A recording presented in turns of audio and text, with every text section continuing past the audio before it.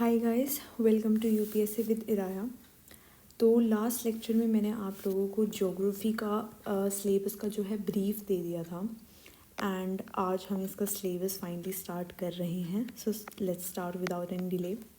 तो ये थोड़ी सी थ्योरेटिकल इंट्रोडक्टरी नॉलेज है कि ज्योग्राफी का मतलब क्या है। जियो means earth and graphy means description.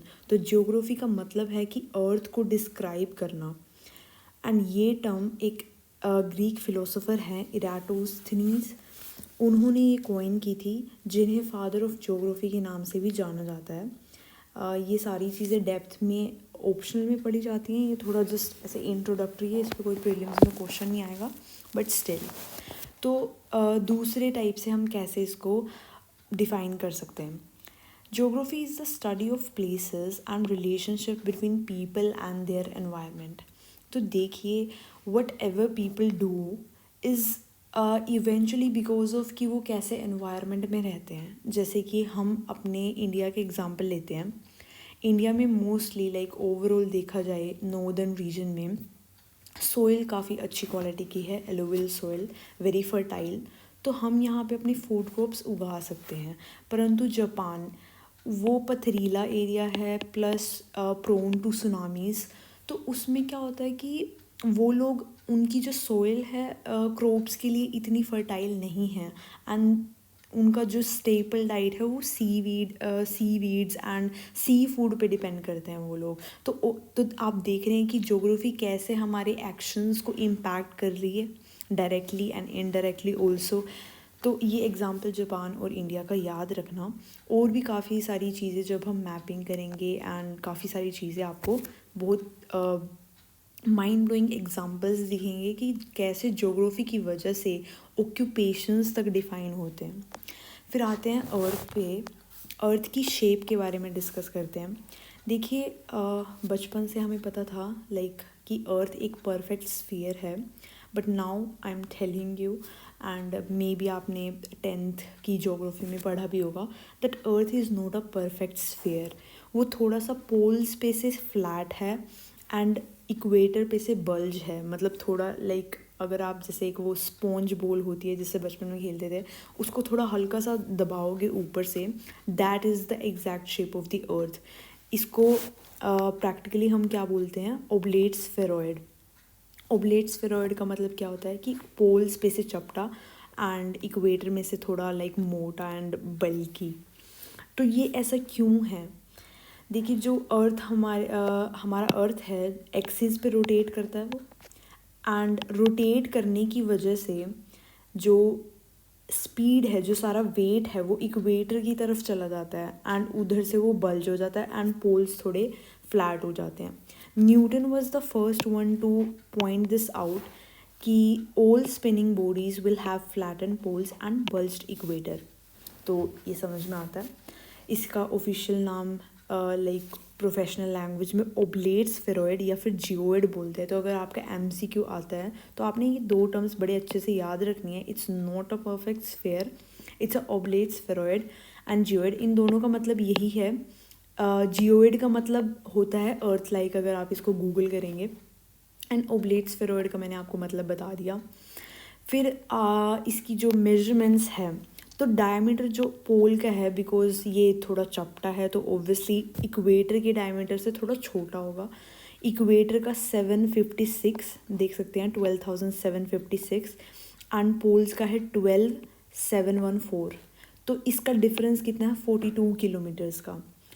पर लेकिन ऑल प्रैक्टिकल पर्पसेस के लिए earth is consider to be a spherical in shape. अगर किसी के पास +1 +2 में नॉन मेडिकल होगी तो फिज़िक्स के न्यूमेरिकल्स में वी नेवर कंसीडर, हमें लाइक मुझे एक्चुअली नहीं पता था कि it's flattened at the poles. Perfect sphere numerical solve करते हैं कुछ भी, उनमें हमने इसको स्फेयर ही कंसीडर किया है, परफेक्ट स्फेयर। फिर इसका एविडेंस क्या है? एविडेंस किस चीज़ का मांग रहे हैं हम यहाँ पे कि how did we get to know कि अर्थ एक स्फीयर की शेप में है।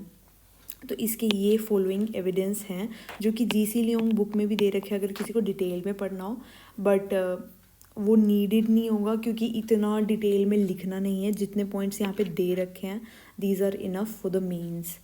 एंड आई डोंट थिंक इस एविडेंस वाले टॉपिक में से कुछ ज़्यादा प्रीलिम्स में से पूछ सकते हैं, बट या ये जो इसका नाम है oblate spheroid, it is very important. तो इसका एविडेंस क्या है, like how did we get to know कि अर्थ हमारा स्फेयर है। देखिए पुराने ज़माने में कुछ जनता है जो वो समझती थी कि कुछ नहीं, लाइक इतनी फाइंडिंग्स एंड साइंटिफिक रिसर्च नहीं हुई थी। सो जो पोप्स होते थे वेस्टर्न कल्चर में, इंडिया तो वैसे काफ़ी एडवांस था, but let's talk about western because they are but they are. तो चकोर शेप का बोलते थे कि ये हमारा बीच में ऐसा कोई चपटी फ्लैट ज़मीन पे, जो कि वो ज़मीन लाइक वो लैंड का टुकड़ा गोल है, स्फेयर नहीं बोल रही मैं, सर्कुलर लैंड का टुकड़ा बोल रही हूँ, कि ये तो हमारा अर्थ हो गया एंड ये साइड में से वाटर फिल्ड है एंड ये कोनों पे दुनिया एंड होती है, इसके बाहर क्या है दुनिया को लोगों को नहीं पता था पुराने टाइम में, जब तक हमें ये पता नहीं चला था कि अर्थ इज़ अ स्फेयर। तो कैसे धीरे धीरे करके एविडेंसेस आए।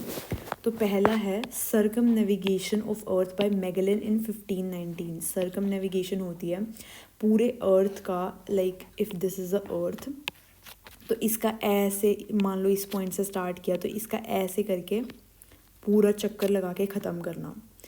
ऑब्वियसली वॉयज के थ्रू क्या होगा, सालों लगे होंगे इसमें, ऐसा नहीं कि एक दिन में आप पूरा अर्थ का गोल गोल चक्कर मार के आ रहे हो। तो सर्कम नेविगेशन मैगेलन ने की थी वॉयज के थ्रू 1519 में, एंड इससे ये पता चला कि अगर मैं ए पॉइंट से स्टार्ट करता हूँ और पूरे अर्थ में घूम घूम के दोबारा ए पे ही आ गया, that means I am moving on a circular body, spherical body sorry. पर अगर चपटा होता, तो अगर बंदा ए पॉइंट से स्टार्ट कर रहा है और वो यहाँ आगे आगे चले जा रहा है एक ही डायरेक्शन में, लाइक नॉर्थ डायरेक्शन में चले ही जा रहा है, तो एक पॉइंट पे आगे अगर स्क्वायर शेप का सॉरी क्यूबॉइड शेप का होता, तो कहीं ना कहीं like end of the earth आता ना, कॉर्नर ऑफ द अर्थ आता, पर ऐसा नहीं हुआ। He reach to the original initial point. तो इससे हमें पता चलता है कि स्फेरिकल शेप का हमारा अर्थ है। फिर आता है circular horizon. The horizon appears circular when viewed from a high vantage point and the horizon widens with the increase in altitude। तो इसका कहने का मतलब ये है कि अगर हम किसी एक बहुत बड़े ऊंचे पॉइंट पर खड़े होकर देखें किसी प्लेन सरफेस को, तो हमारा व्यू कुछ ऐसा होगा। Let me show you a picture. कि वेंटेज पॉइंट होता है व्यू पॉइंट, लाइक जैसे आजकल मीम्स में या रील्स में पीओवी कहते हैं, दैट्स पॉइंट ऑफ व्यू। तो अगर मान लो हम किसी बड़े प्लेटफॉर्म पे, बड़े से मेरा मतलब ऊंचे प्लेटफॉर्म पे खड़े होकर देख रहे हैं, तो हमारा ये ऐसे सर्कुलर व्यू आएगा। एंड दिस मीन्स कि ये सर्कल कहीं ना कहीं अगर इसको हम एक्सटेंड करते जाए तो ये ऐसा स्फेरिकल होगा। तो होरिजन, सर्कुलर होरिजन हमें क्यों दिख रहा है? अगर मे बी अगर क्यूबॉइडल शेप का होता तो ऐसे दिखता ना हमें, पर ऐसे नहीं दिख रहा है, हमें हल्का सा कर्व्ड आर्क दिखती है। तो ये भी एक एविडेंस है कि हमारा अर्थ प्रॉबेबली गोल है।